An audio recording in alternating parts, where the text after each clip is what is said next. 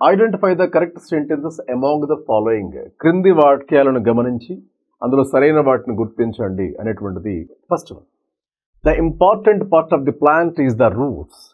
మొక్కలో గల ముఖ్యమైన భాగం వేర్లు.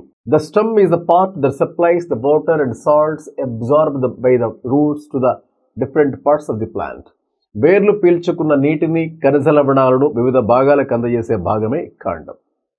As the plant gross it's stem also becomes stronger. మొక్క పెరుగుతున్న కొలది వాటి కాండాలు కూడా బలంగా మారడాన్ని మ్రాను అంటాము. మ్రాను, right. Plants that grow at low height and have strong stem that grow bushy are called shrubs. తక్కువ ఎత్తులో పెరుగుతూ గట్టి కాండము కలిగి గుబురుగా పెరిగే మొక్కల్ని పొదలు అంటారు. ఏమంటారు? పొదలు అంటారు, రైట్. ఎందుకంటే వేర్లు కూడా ముఖ్యమైన భాగమే. కాండము వేర్లు తీసుకున్న వాటర్ని అన్ని భాగాలకు అందజేస్తుంది.